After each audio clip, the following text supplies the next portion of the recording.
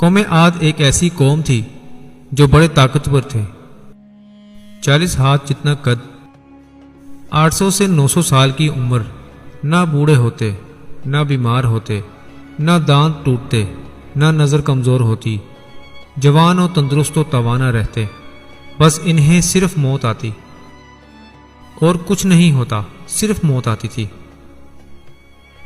ان کی طرف اللہ تعالیٰ نے حضرت ہود علیہ السلام کو بھیجا۔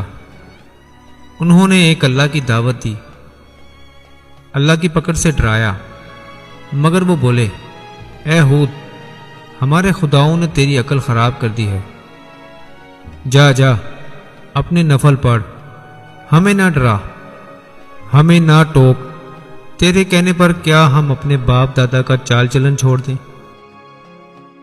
عقل خراب ہو گئی ہے تیری، جا جا اپنا کام کر۔ آیا بڑا نیک چلن کا حاجی نمازی، تیرے کہنے پر چلیں تو ہم تو بھوکے ہی مر جائیں۔ انہوں نے شرک، ظلم اور گناہوں کے طوفان سے اللہ کو للکارا، تکبر اور غرور میں بدمست ہوئے۔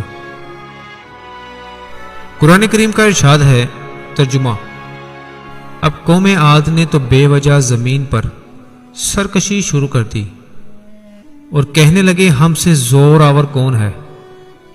کیا انہیں یہ نظر نہیں آیا کہ جس نے اسے پیدا کیا وہ ان سے بہت ہی زیادہ زور آور ہے؟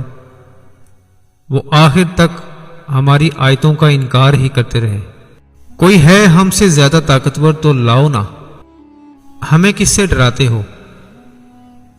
اللہ نے قحط بھیجا، بھوک لگی، سارا غلہ کھا گئے، مال مویشی کھا گئے، حرام پر آ گئے، چوہے بلی کتے کھا گئے، سانپ کھا گئے، درخت گرا کر اس کے پتے کھا گئے، بھوک نہ مٹی، نہ بارش ہوئی، نہ قطرہ گرا، نہ غلہ اگا۔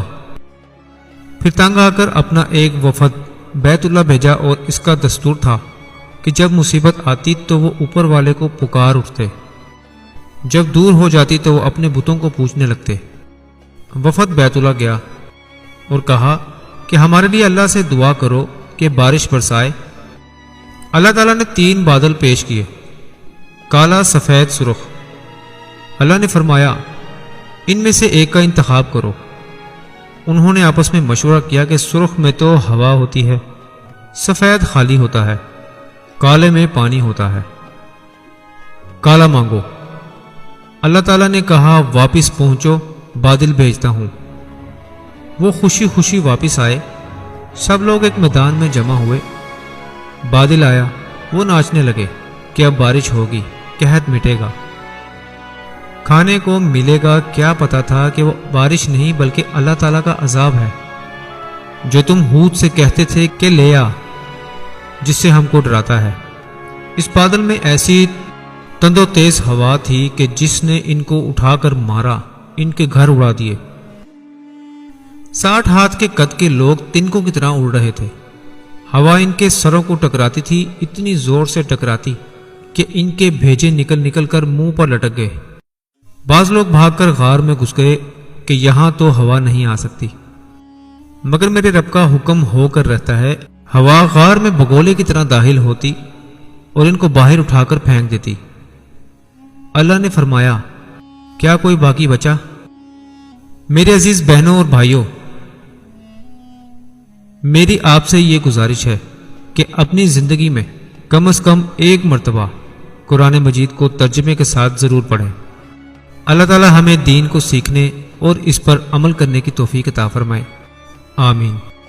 ہم اس طرح کے اسلامی اور دینی سبق آموز واقعات لے کر آتے رہتے ہیں۔